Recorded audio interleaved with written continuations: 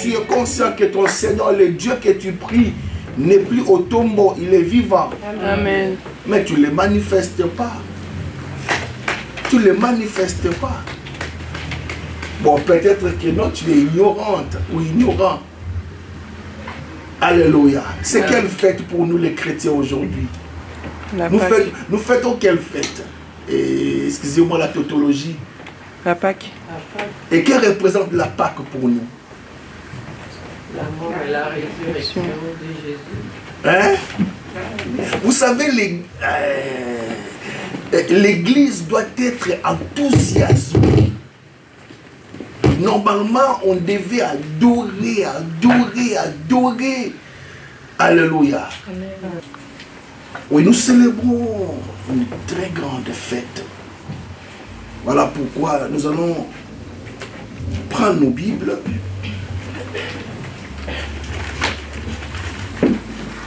Oh Seigneur, merci. Vous savez, je me demande si Jésus n'était pas venu, si Jésus n'était pas mort, alors quel serait le sort de l'humanité? Si Jésus n'était pas venu, si Jésus n'était pas mort, on allait rester des esclaves, esclaves du péché, esclaves de la mort. Alléluia. Amen. Et parce qu'il vit, nous aussi nous avons droit à la vie. Amen. Amen. Nous allons prendre nos Bibles.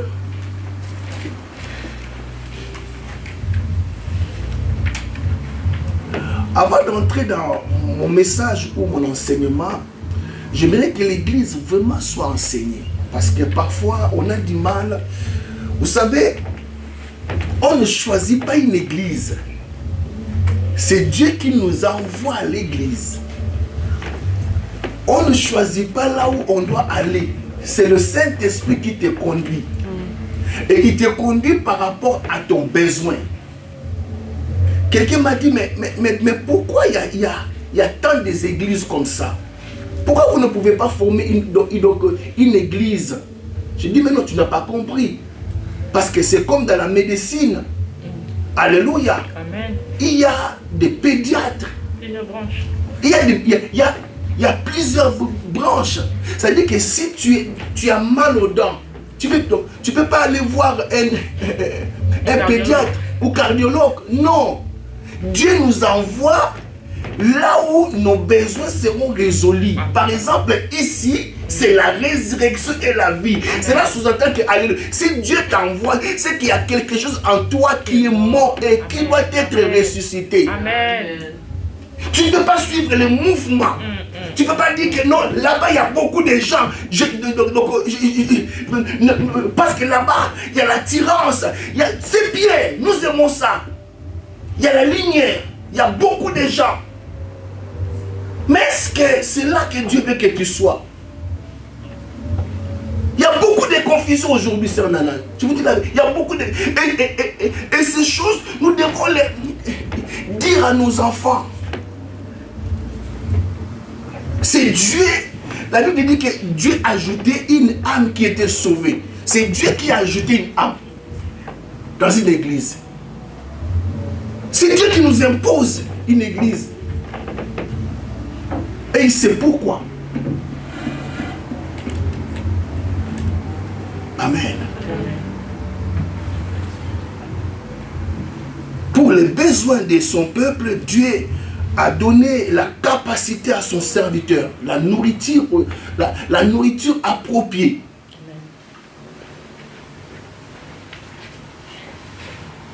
Amen. Amen. Nous devons comprendre ça.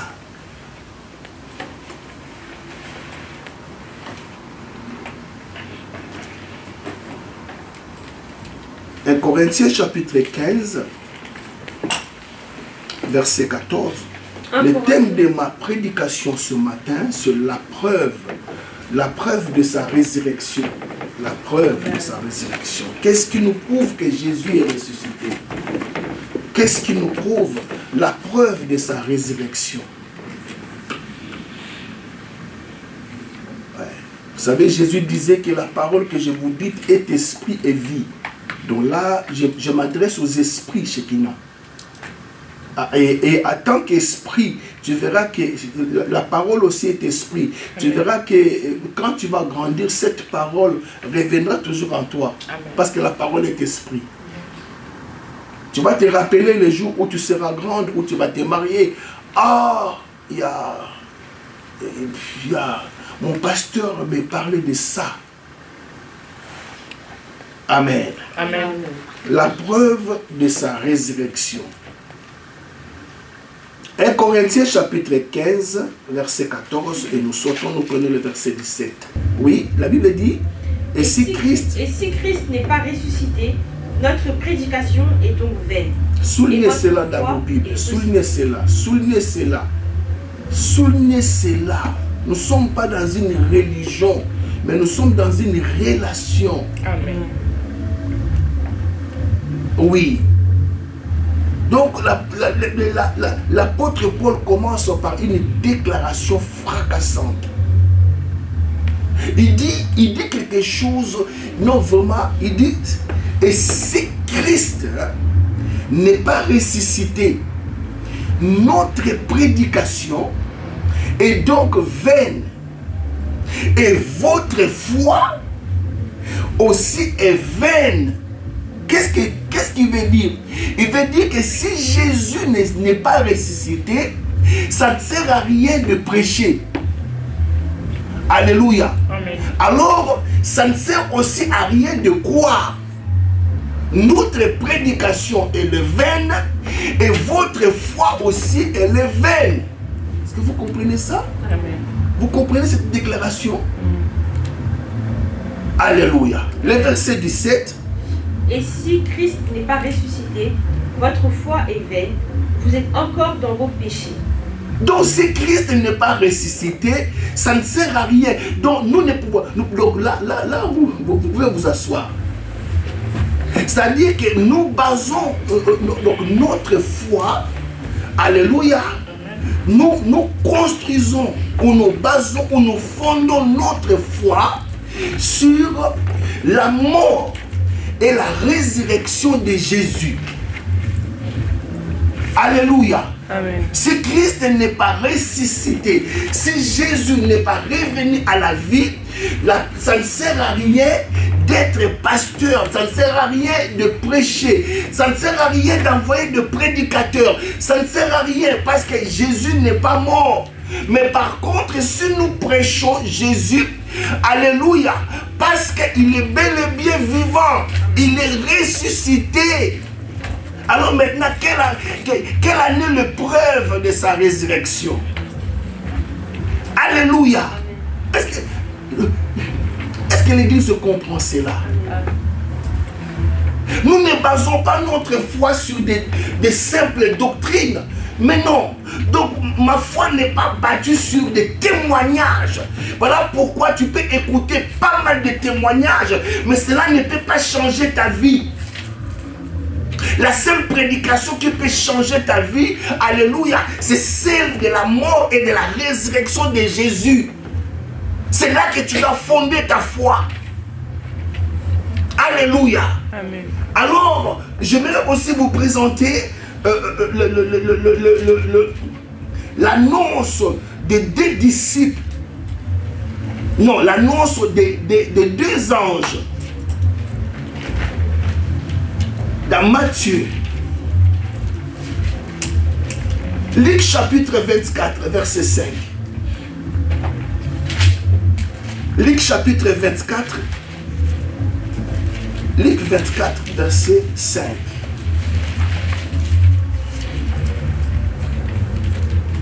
Donc là où la vie chrétienne commence par la mort. Voilà pourquoi à l'église nous avons deux grandes ordonnances. Vous savez, ordonnance veut dire prescription. Lorsque tu es malade et tu vas trouver un médecin, il va te prescrire une ordonnance. Et à l'église, nous avons deux grandes ordonnances. Lesquelles? Ma pause. La première ordonnance, c'est l'ordonnance de baptême. Baptême. Et le baptême, c'est nous mourons avec Jésus pour ressusciter avec lui pour une nouveauté de vie. Deuxième ordonnance, c'est ce qu'on appelle la Sainte Seine qu'on va célébrer ce matin. Voilà les deux grandes ordonnances de l'Église. Le baptême par immersion, qui signifie la mort et la résurrection de Jésus. Et la deuxième ordonnance, c'est celle de la Sainte Seine. Et ces deux ordonnances, alléluia, lorsque nous sommes malades, nous devons commencer par la ordonnance. Ordonnance. Est-ce que l'Église comprend? Amen. Est-ce que nous comprenons ça? Amen.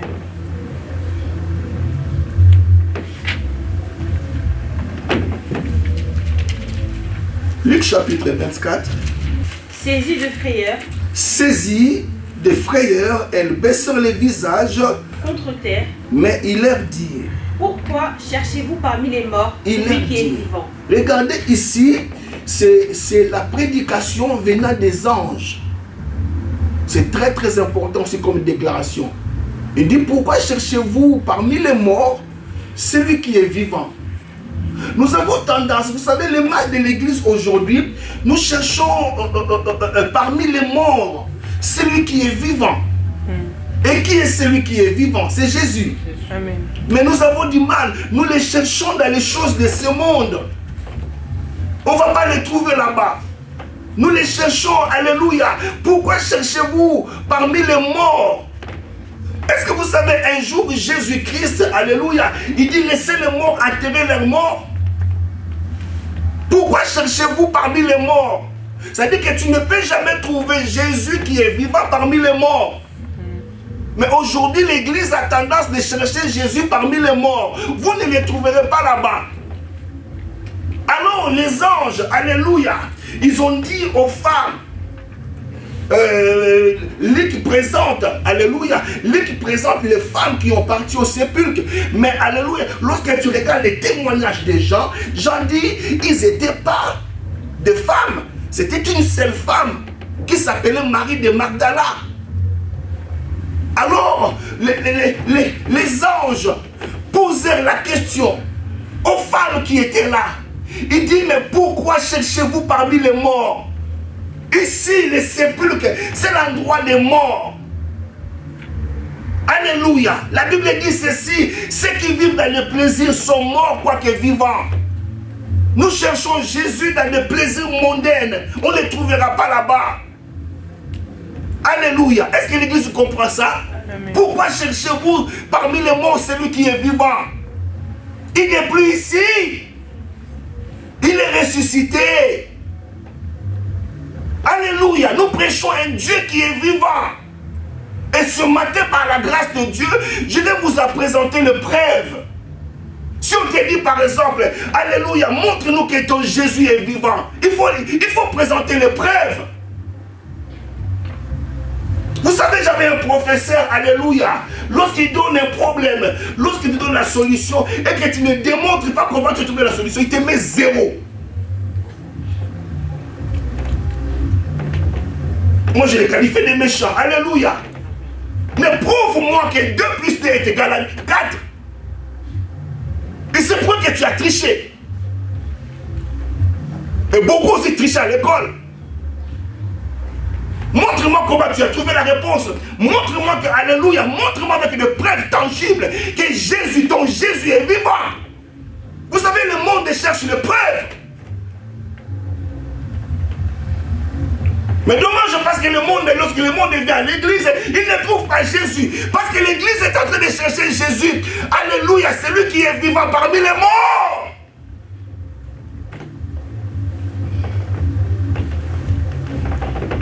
La première preuve, écrivez ça. Alléluia, qui nous montre que Jésus est vivant. Il est apparu à Magdala, à Marie. Il est apparu à Marie. Mais Marie n'était pas n'importe qui. Écrivez ça. Première preuve. Jésus s'est présenté à Marie. Jésus, alléluia. Jésus est apparu à Marie. Mais qui était Marie? Dans la Bible, il y avait plusieurs Maries. Il y avait Marie de Béthanie. Il y avait Marie, la mère de Jésus. Mais ici, Jésus se présente à Marie. Marie, c'était cette femme-là auquel Jésus avait délivré de 7 démons de publicité. Alléluia. Vous savez, ce que Jésus a fait dans nos vies, et cela nous pousse à l'aimer et à le chercher. C'est par rapport à ce que Dieu a fait dans nos vies.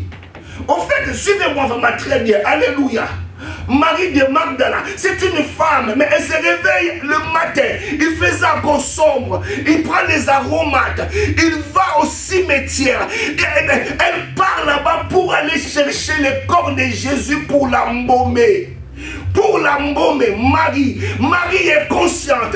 Il dit, celui-là, lorsqu'il était en vie, alléluia, il a fait des choses que mon père, ma mère n'a pas fait. Il a fait des choses que l'église même ne pouvait pas faire. Celui-là, alléluia, il est celui qui m'a délivré des esprits démoniaques. Ce que le monde ne peut pas faire, ce que la médecine ne peut pas faire. Mais lui, là, il a fait. Mais maintenant qu'il est mort, il faut que je fasse quelque chose. Marie aimez Jésus.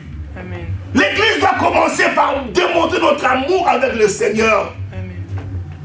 Tout commence par l'amour. Alléluia. Même dans un couple, alléluia, c'est d'abord l'amour. Même Dieu, pour nous racheter, il a commencé par nous aimer. Tout commence par l'amour. Notre façon de servir Dieu, notre façon de venir à l'église, démontre ou pas si nous aimons le Seigneur. Si nous aimons le Seigneur. Mais Marie aimait Jésus. Elle part tôt le matin.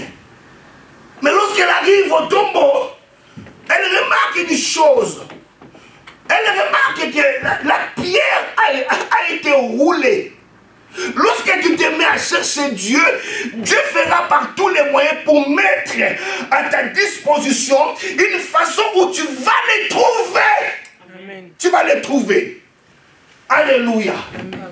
Donc, elle a pris à cœur d'aller voir le corps de Jésus. Mais je vous pose la question. Avec un cadavre, qu'est-ce que tu peux en faire, maman? Tu ne peux rien faire avec un cadavre. Alléluia. Mais elle est étonnée de voir que non, la pierre qu'on avait roulée dessus, la pierre n'était plus là. Alors, elle a rebroussé chemin.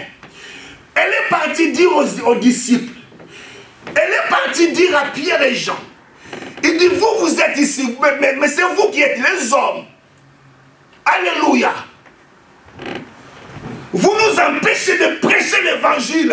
Vous disiez que alléluia, que les femmes ne peuvent pas prêcher. Mais pourquoi restez-vous cachés ici? Vous ne savez pas que la pierre qu'on a mise sur le tombeau du maître, alléluia, elle n'y est plus. Cela montre qu'on a volé son corps. Alléluia. Alors la Bible dit que les deux disciples commençaient à courir comme des fous. C'était Jean et Pierre. La Bible dit que les deux couraient. Lorsqu'on est à la quête de Jésus, lorsqu'on est à la recherche de Jésus, on doit courir. On doit courir. On n'a plus le temps qu'il y ait 3 ou 4 personnes. L'évangile doit être prêché. Amen. Et dans son entièreté, sans compromis.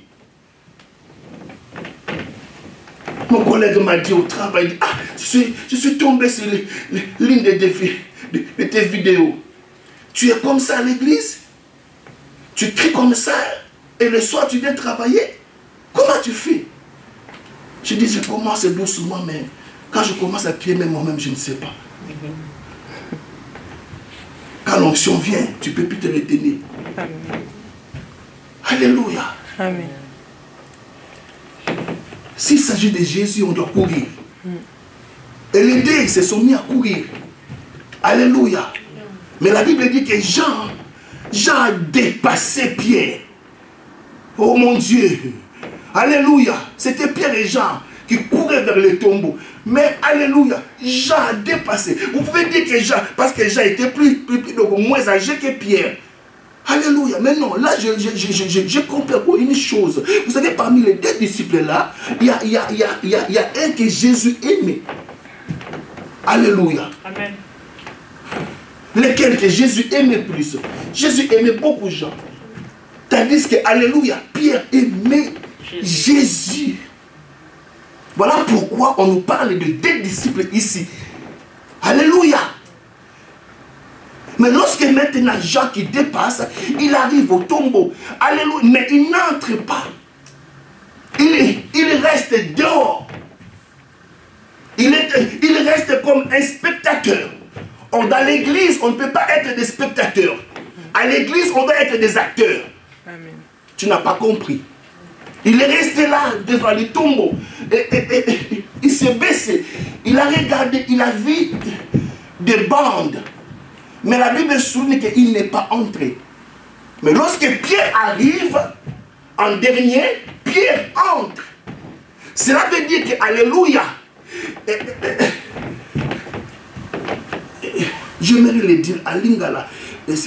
À Lingala, on le dit mieux. Kokende liboso iza kozwa makambo te. Kozwa makambo iza kofanda sa côté.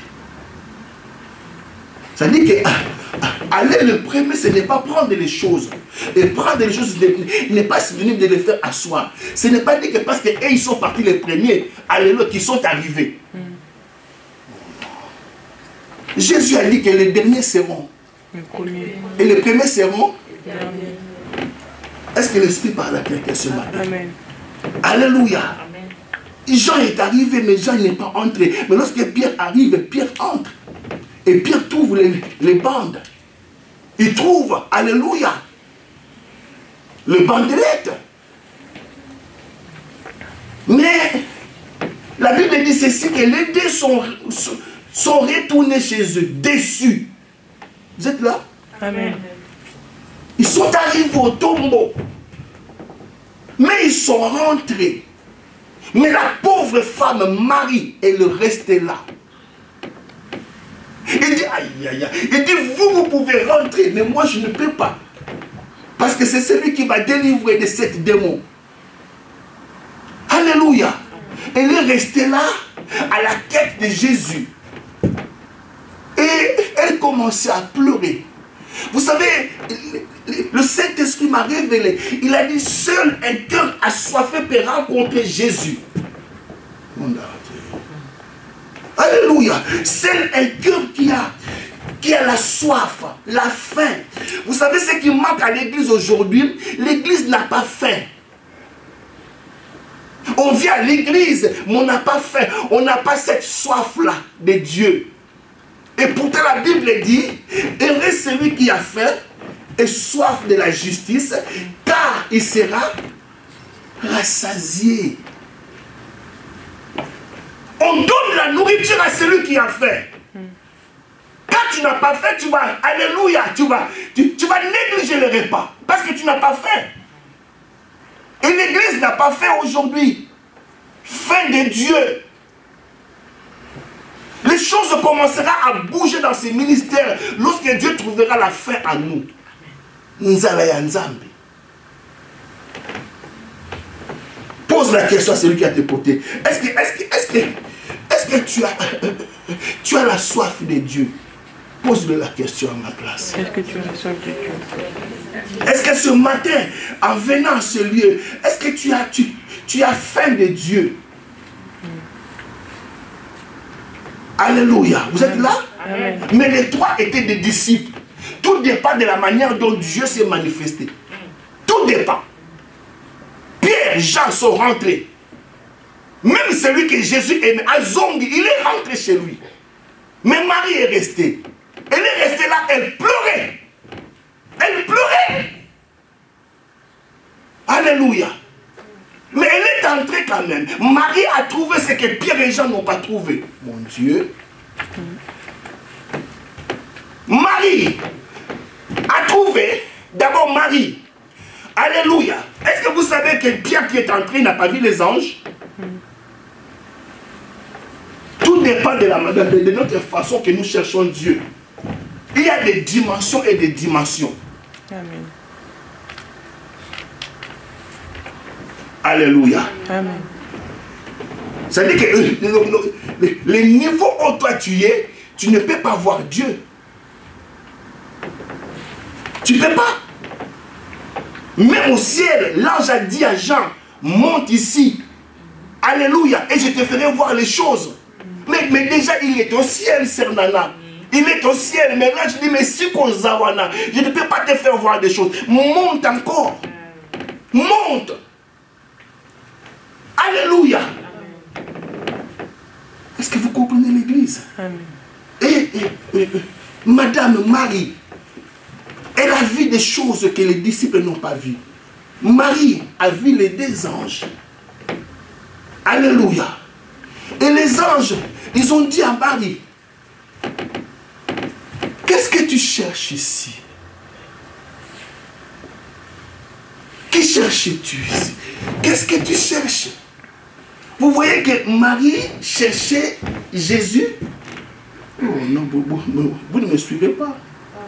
Je vous parle de la preuve de sa résurrection. Alléluia.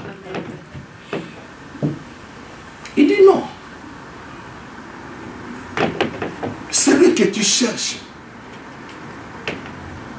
C'est-à-dire que c'est les anges qui ont confirmé à Marie que son corps n'a pas été, my God, son corps n'a pas été volé, mais il est bel et bien ressuscité. Amen. Et il vous a précédé à Galilée. Vous êtes là? Amen.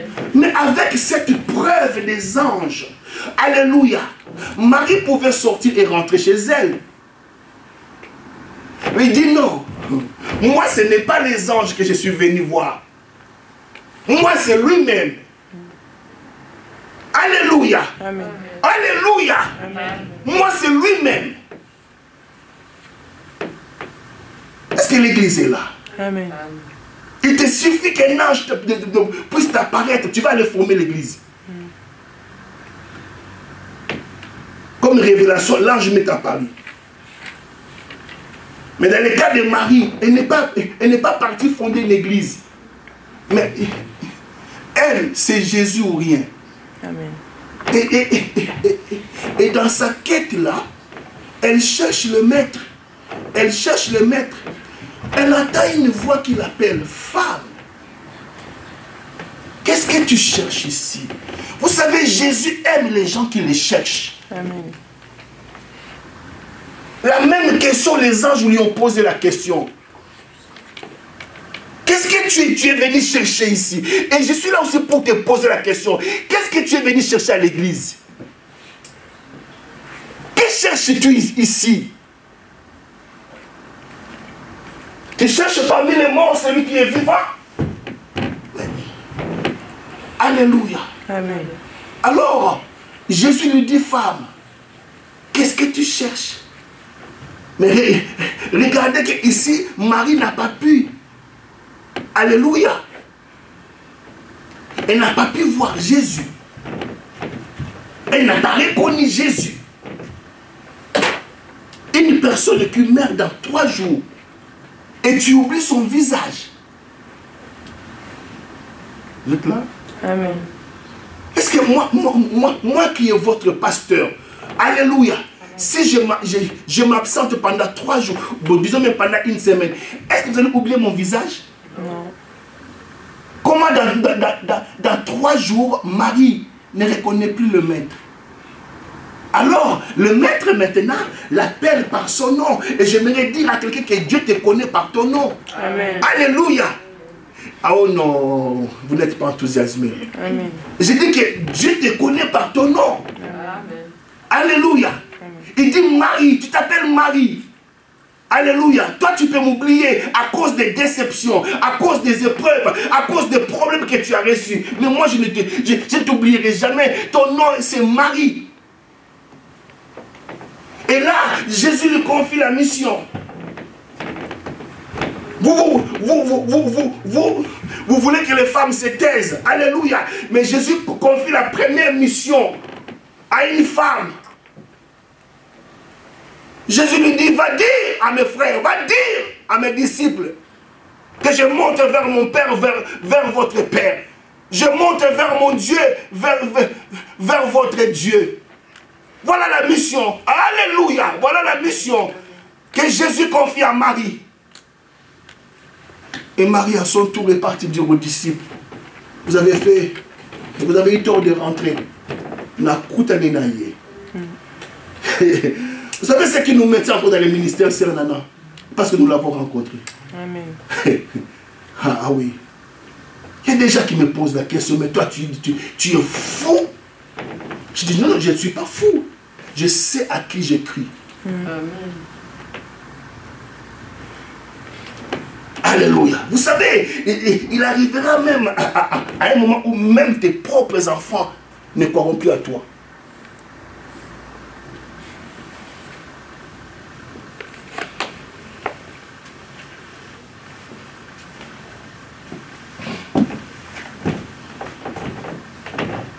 Est-ce que vous êtes là? Amen. Il est temps que le Seigneur prouve qu'il est Dieu dans ce ministère.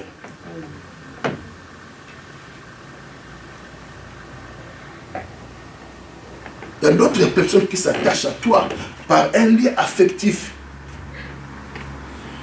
Mais preuve mes amis.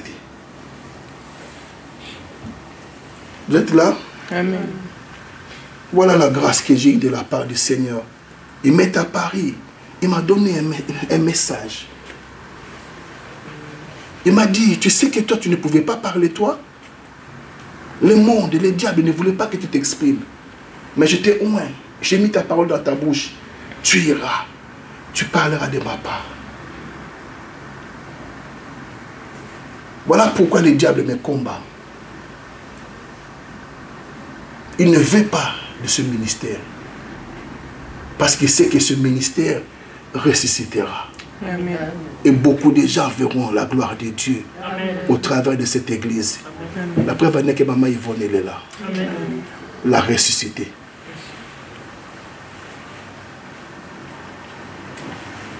Vous êtes là? Amen. Deuxième épreuve. Jésus est apparu à ses disciples. Dis à quelqu'un, Jésus est apparu à ses disciples. Jean chapitre 20. Est-ce que vous savez que toute apparition amène une disparition? Amen. Quand Jésus apparaît dans ta vie, la maladie doit disparaître. Amen. Quand la lumière apparaît, les ténèbres doivent laisser la place. Vous ne me comprenez pas. Alléluia. Amen.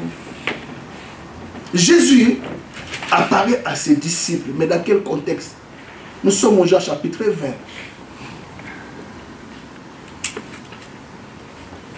Jean chapitre 20. Je suis très sérieux. Suivez-moi très bien, Église. Suivez-moi très bien. Jésus ne fait rien au hasard. Il apparaît aux disciples parce que, alléluia, les disciples ont une mission à accomplir dans le monde.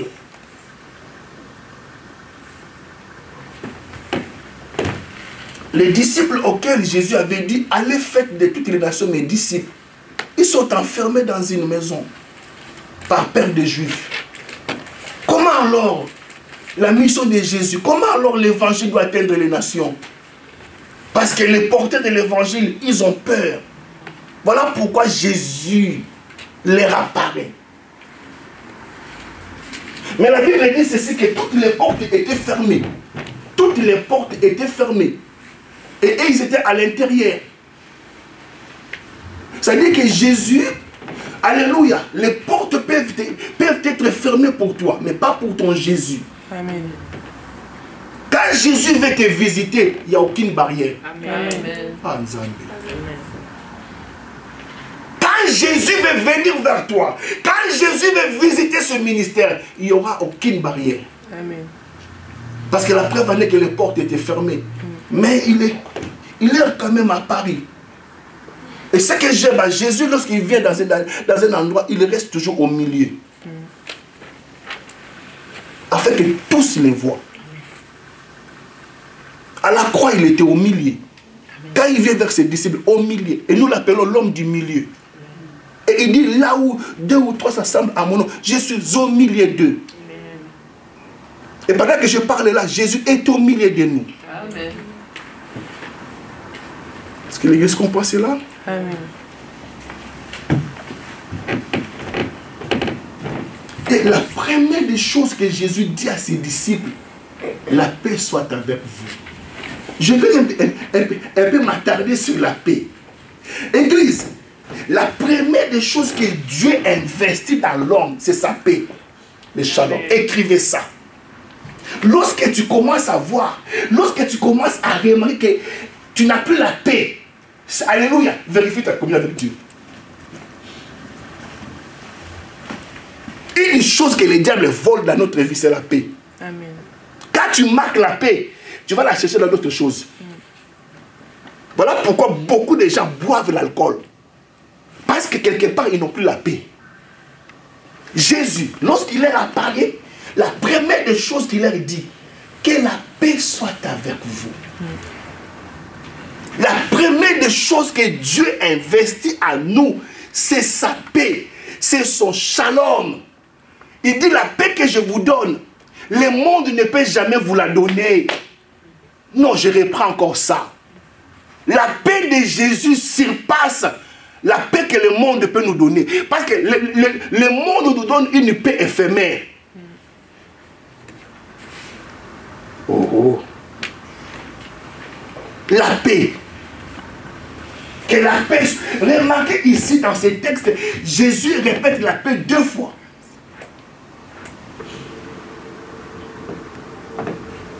Et quand Jésus parle de la paix à ses disciples, alléluia, c'est que le contraire de la paix, c'est la peur. Et partout où tu vois que tu commences à avoir peur, ce n'est plus Dieu. La peur de mourir. Oh, oh, vous êtes là? Amen. Remarque dans ta vie, alléluia, lorsque tu perds la paix, il y a la peur qui s'installe. Et c'est la peur qui nous pousse à faire des mauvais choix. La peur. C'est la peur. C'est la peur. Tu regardes ton âge, tu dis, mais non, mais l'âge est avancé. Alléluia. Celui qui va se présenter, je le prends. C'est la peur de l'âge. Parce que tu n'as plus la paix. Et à la place de la paix, tu as la peur. Et la peur n'est jamais venue de Dieu. La peur vient du diable. La première personne dans la Bible à avoir eu la peur, c'est Adam. Il dit, j'ai eu peur. J'ai entendu ta voix, j'ai eu peur. Et je me suis caché. C'est là? Amen. Alors, après leur avoir rassuré que c'est Jésus, il leur donne une mission. Vous êtes là? Amen. Ici, j'aimerais vous faire voir la différence qu'il y a entre la mission et le travail. Écrivez ça.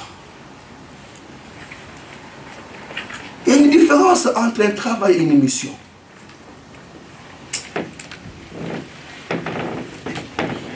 Le travail, c'est ce que tu as appris à l'école. Oh, Guy, qu'est-ce que tu veux nous dire là? Le travail, on te paye pour ce que tu connais. Tu as suivi une formation et tu as un travail. Mais tandis que la mission vient du don. Oh, Guy, la mission vient du don. Et un travail, un jour tu seras en retraite. Mais avec le don, tu ne peux jamais entrer en retraite. Amen. Alléluia. Et les dons, alléluia. Au fait, Dieu ne te jugera pas par rapport à ton travail, par rapport à la mission. Écrivez ça.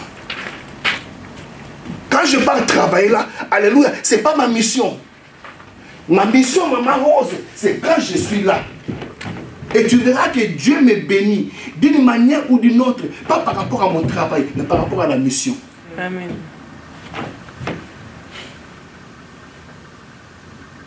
Et toutes ces choses dérangent le diable. Il ne veut pas que la multitude des gens apprennent ces choses.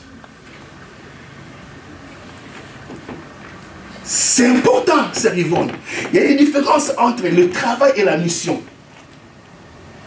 J'insiste par rapport à ça, parce que Dieu me l'a révélé le matin. Jésus apparaît à ses disciples, pas par rapport à leur travail, parce qu'ils étaient des pécheurs, c'est là. Mais il leur apparaît par rapport à la mission. Il dit, comme le Père m'a envoyé. Hein? Moi aussi, je vous envoie. Et il dit, recevez le Saint-Esprit. Recevez le Saint-Esprit.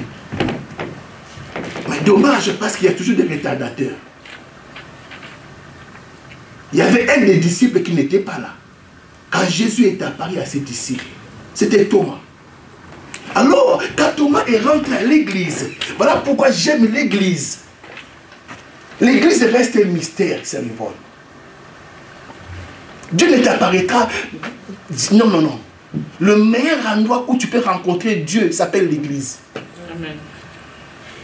C'est très rare que Dieu vienne te visiter chez toi à la maison. Mais la Bible dit que Thomas était absent. Mais où est-ce qu'il est allé? Il a quitté l'église. Il est parti. Et à son absence, oh, à son absence, le maître est venu.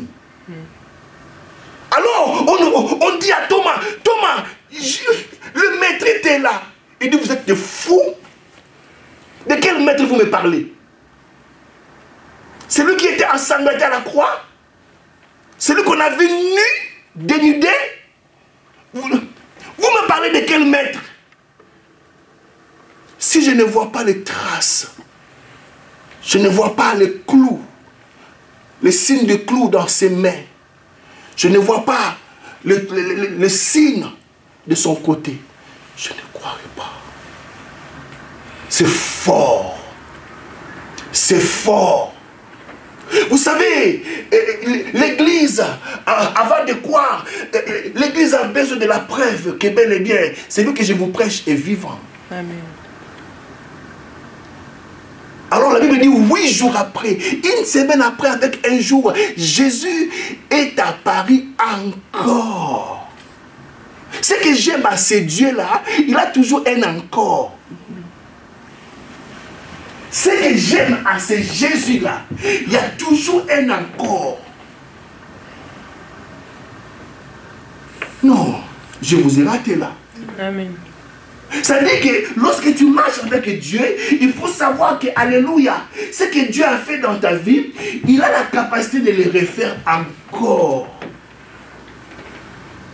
La gloire que tu as vue dans le passé, Dieu est capable de te le faire encore revivre. Parce que c'est un Dieu de bis encore. C'est ta question, on allait acclamer Jésus.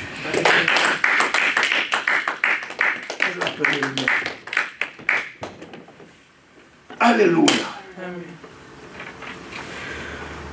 Alors, quand Jésus leur apparaît encore, regardez, Jésus commence encore à leur donner la paix. Que la paix soit avec vous. Est-ce que ce matin tu as la paix? Amen. Est-ce que ce matin, qu'est-ce qui te trouble? Alléluia. Alors, Jésus s'adresse à l'incrédule. Dieu n'aime pas les incrédules.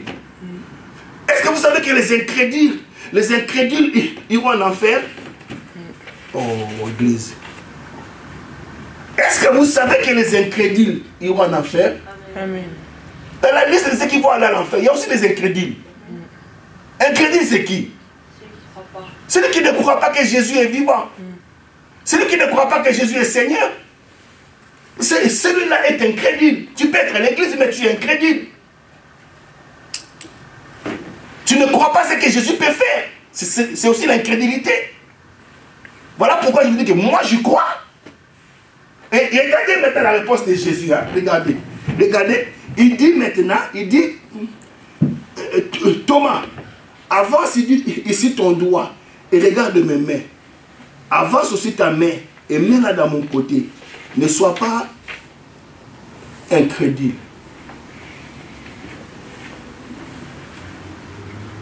Ne sois pas incrédule, mais crois. Ici, même si vous ne me croyez pas, mais je parle aux esprits. Lorsque tu connaîtras la résurrection, il y a des choses auxquelles Dieu n'effacera pas dans ta vie. Parce que lorsque les gens vont douter de toi, tu vas leur présenter ça comme preuve.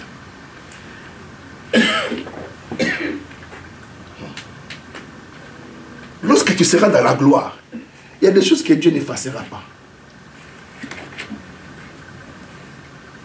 Dieu laissera ça comme preuve pour que les gens reconnaissent que c'est toi qui as vécu ces choses-là. Il y a des choses que Dieu n'effacera pas dans ta vie. Dieu gardera ça comme preuve. Vous me suivez? Amen. Vous me suivez? Amen. Vous commencez par prêcher 5 personnes, alléluia, et après prêcher dans un stade. Car si tu es fidèle à des petites choses, Dieu te donnera des grandes. Amen. Voilà pourquoi quand je vous prêche là, je prêche comme si vous êtes 1000. Par le jour où je serai devant les 1000, je ne vais pas souffrir parce que j'ai l'habitude.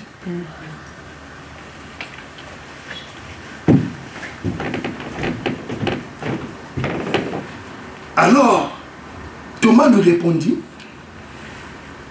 mon Seigneur et mon Dieu. C'est fort. Celui qui est devant moi là, qui a des traces, je lui appartiens. Il est mon Seigneur. Le mot Seigneur veut dire maître. Non seulement il est mon maître, il est aussi mon Dieu. Amen. C'est que je peux l'adorer.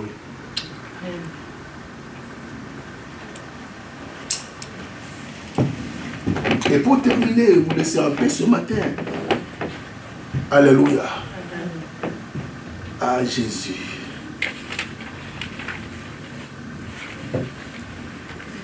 Dis à quelqu'un Jésus. Jésus. Non, tu n'es pas enthousiasmé.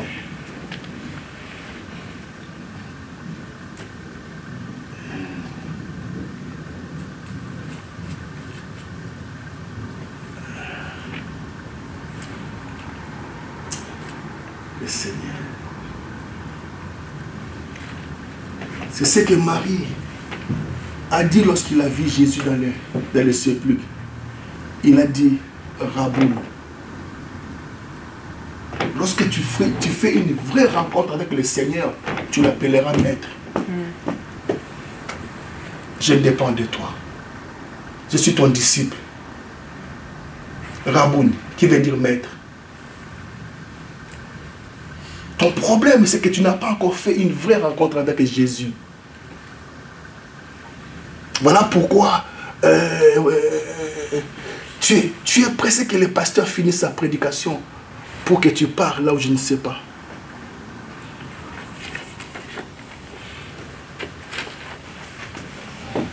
Vous savez, dans la présence du maître, on ne peut pas s'ennuyer.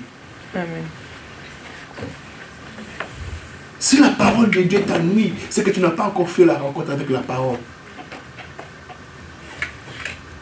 Non, Maman Rose, vous ne me suivez pas. On ne peut jamais s'ennuyer devant la parole. Allez demander aux 2 disciples d'Emmaüs. Il dit, pendant qu'ils nous parlaient, nos cœurs étaient enflammés. On ne voulait pas qu'ils s'arrêtent. On voulait qu'ils continuent.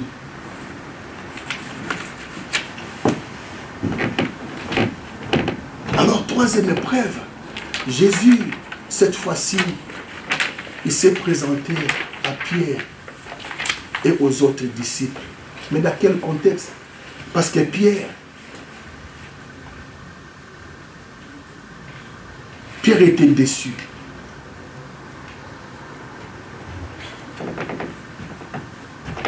Si Christ n'est pas ressuscité, notre prédication elle est vaine. Et votre foi elle est vaine. Tout tout ce que Jésus a enseigné à Pierre. Mais après 3 jours, celui-ci, on lui dit qu'il est ressuscité, mais il n'a pas de preuve. Vous savez ce que Pierre a fait? Pierre a retourné à la pêche. Vous savez, la déception, le découragement nous pousse à abandonner le Seigneur. Parce qu'on ne le voit pas. Je viens à l'église, mais je ne vois pas Jésus.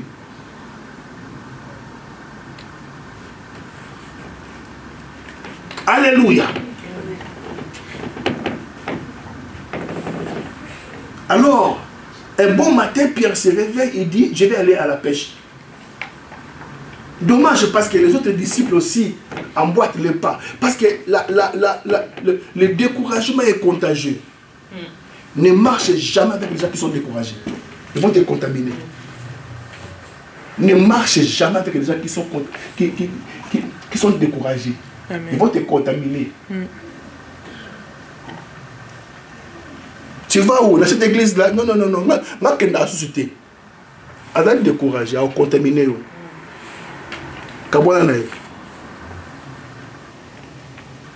Vous me suivez? Amen. Vous me suivez? Amen. Est-ce que vous savez que Jésus est apparu à quelques disciples qui étaient là?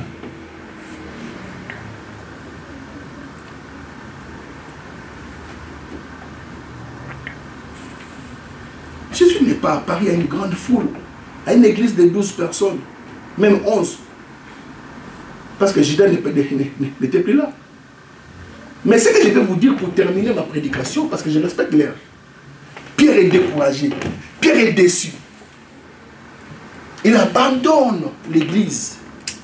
Il abandonne les promesses auxquelles Jésus lui a dit, désormais, je ferai de toi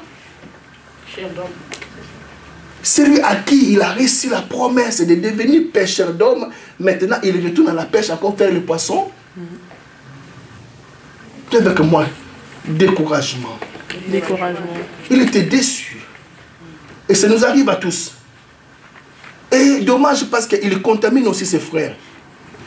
Et ils arrivent maintenant à la pêche. Alléluia. Et la Bible dit que Maman Rose, ils ont pêché toute la nuit. Ils n'ont rien trouvé. Toute la nuit. Mais ce que j'aime à ces dieux-là, malgré la longueur de la nuit, le matin finit toujours par apparaître. Amen. Vous ne me suivez pas. Mets ta confiance à Jésus. Malgré que tu as ramé, malgré que alléluia, tu as peiné toute la nuit, tu as fourni des efforts, tu n'as rien attrapé. Tu as échoué parce que c'est la nuit. Mais ne te décourage pas. Le matin arrivera. Et on l'appelle l'étoile brillante. Oh non, vous ne me suivez pas ce matin. Alléluia. Ça veut dire que pendant que les disciples échouaient, Jésus était là. Quand on te chasse là, quand on ne veut pas de toi, c'est que Jésus est là. Amen. Alléluia. Amen. C'est-à-dire que pendant que les disciples échouaient toute la nuit, Jésus était là. Mais qu'est-ce qui me montre que Jésus était là?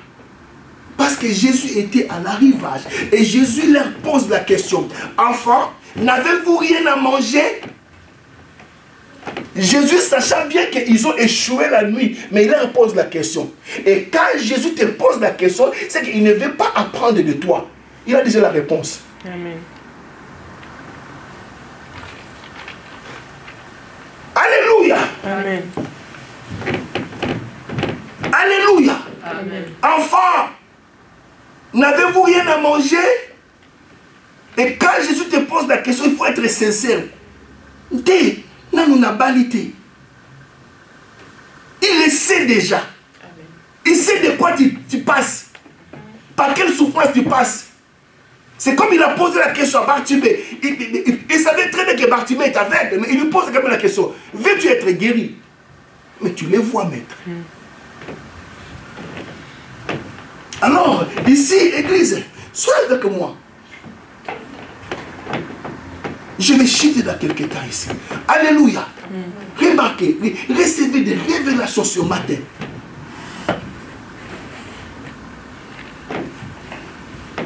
Alors, Jésus dit une chose. Il dit, je sais que vous avez échoué. Mais cette fois-ci, jetez du filet du côté droit de la barque. Et lorsque Pierre a obéi, il a attrapé de gros poissons.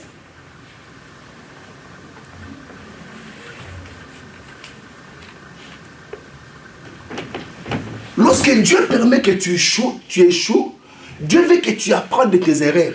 Amen. Hein?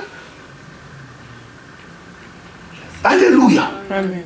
Alors, jette le filet du côté droit de la barque. Lorsque Pierre jette le filet, il attrape de gros poissons. Maintenant, Jean lui dit, il dit, Pierre, c'est Jésus, c'est le Seigneur. Et lorsque Pierre apprend que c'est le Seigneur, et le péché nu, il s'est rhabillé, il s'est jeté dans la mer. Mais alors ma question est celle-ci, comment Jean a su que c'est le Seigneur? Comment Jean a su? Parce que le même parole, tu les remarqueras aussi dans Luc chapitre 5, où lorsque Pierre a échoué, et Jésus a dit, jette du filet du côté droit. Ce que Jésus a fait dans le passé, il peut aussi le faire aujourd'hui. Amen. Il est le même hier, aujourd'hui et pour toujours. Amen. J'ai l'impression, alléluia, de passer à côté de mon message ce matin. À qui l'Esprit parle ce matin? Amen. Il dit, Pierre, c'est le Seigneur. Maman Rose, il y a d'autres choses que Dieu fera dans ta vie. Tu n'attribueras jamais la gloire aux personnes. Tu diras, oui.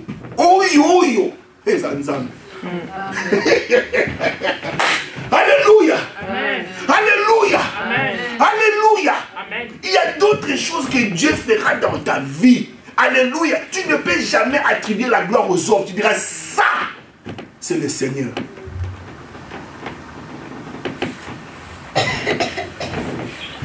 Quand vous verrez Jésus restaurer son église, vous direz que ça, c'est le Seigneur. Amen. Amen. Ce n'est pas le fétiche. Qui croit à cela? Amen. Qui croit à cela? Amen.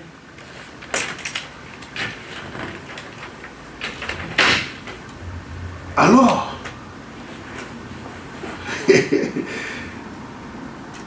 les choses auxquelles tu cherches,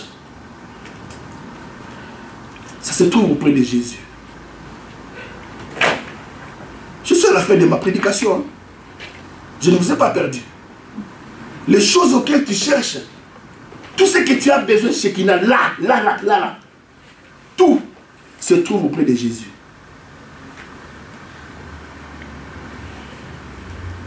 Demandez-moi, pasteur, pourquoi? Pasteur, pourquoi? Parce que Pierre est parti pécher, non? Et la chose dont Pierre avait besoin, c'est d'attraper le poisson. Alléluia. Et ils ont attrapé le poisson. Mais lorsqu'ils sont arrivés auprès du maître, ils trouvent le maître en train de préparer un autre poisson.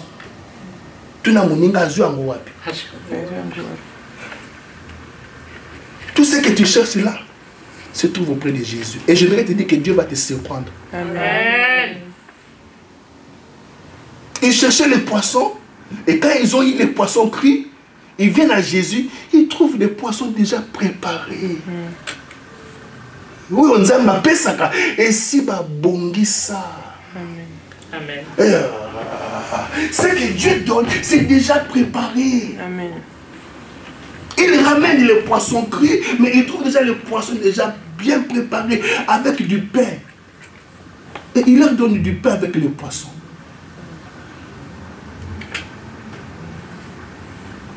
Tout ça pourquoi? Dans un but. Dans un but. Parce que Pierre était le promoteur. C'est lui qui s'est découragé, il a contaminé les autres. Et après avoir mangé, Vous savez, Dieu va te regarder quand tu as dit.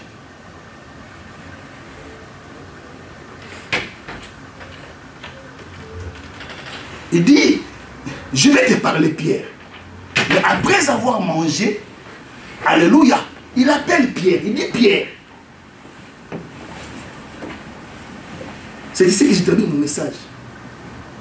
Il dit, Pierre, je t'ai élevé au niveau de ministre de la parole. Comment encore tu veux régresser pour redevenir le pêcheur de poissons? Est-ce que Pierre m'aimes-tu plus que tous les autres là? Est-ce que tu m'aimes plus que tous les autres? Alors Pierre il dit, Seigneur, je t'aime. Il dit, Pierre, paie mes agneaux. Mes agneaux. Tu as fait comment mission? Mission. Dis encore mission. Mission. Tu avais un travail, celui des pêcheurs de poissons. Mais je te confie une mission. Et ta mission, c'est de devenir pêcheur d'hommes. Alors, il nous repose encore la question. Pierre, est-ce que tu m'aimes? Il dit au Seigneur, tu sais que je t'aime. Il dit, mes brebis. Et pour la troisième fois, Pierre dit, je sais que tu connais tout. Il dit, Pierre, au fait, ce matin, je suis venu te rappeler ta mission. Tu as une mission. Tu as une mission. Et Dieu te bénira lorsque tu rempliras cette mission-là. Amen.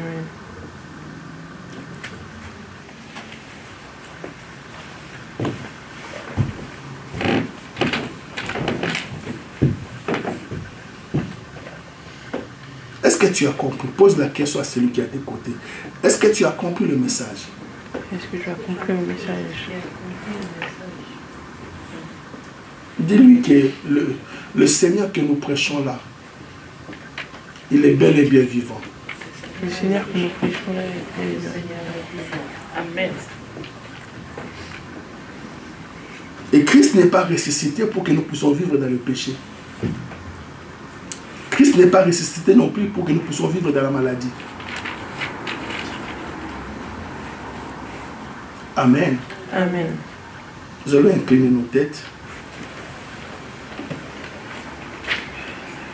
et dire merci à Dieu pour les dons qu'il nous a offerts, qui est Jésus. Vous savez, j'aime beaucoup ce verset. Si Dieu n'a pas épargné son propre Fils, il nous l'a donné. Comment alors ne donnera-t-il pas autre chose aussi? Si Dieu n'a pas épargné Jésus, il a offert Jésus pour toi. Comment alors Dieu ne te donnera pas le travail?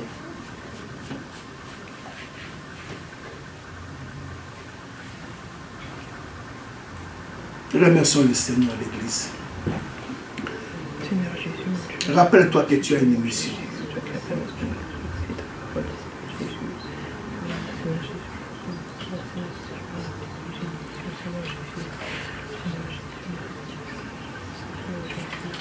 Rappelle-toi que tu as une mission.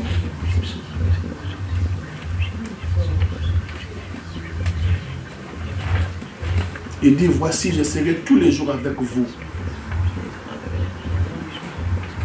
Dieu sera avec toi lorsque tu rempliras bien ta mission. Il dit, voici, je serai tous les jours avec vous.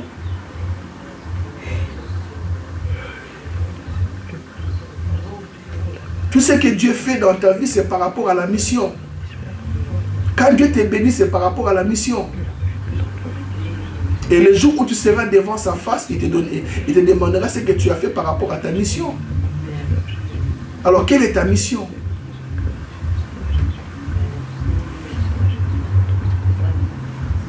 Père, nous voulons te dire merci parce que quand tu commences une œuvre avec nous, tu la rends toujours, Seigneur, tu l'amènes toujours à la perfection. Quand tu commences une chose, tu l'achèves, Seigneur. Nous te disons merci pour la grâce que tu nous as donnée. Aide-nous, Seigneur, oh Dieu, à bien remplir notre mission parce que tu es vivant, Seigneur. Tu es ressuscité pour que nous puissions vivre une nouvelle vie. Bénis ton peuple, Seigneur, dans le nom puissant de notre Seigneur et Sauveur Jésus-Christ de Nazareth, ainsi que nous avons prié et nous avons dit Amen. Amen. Seigneur.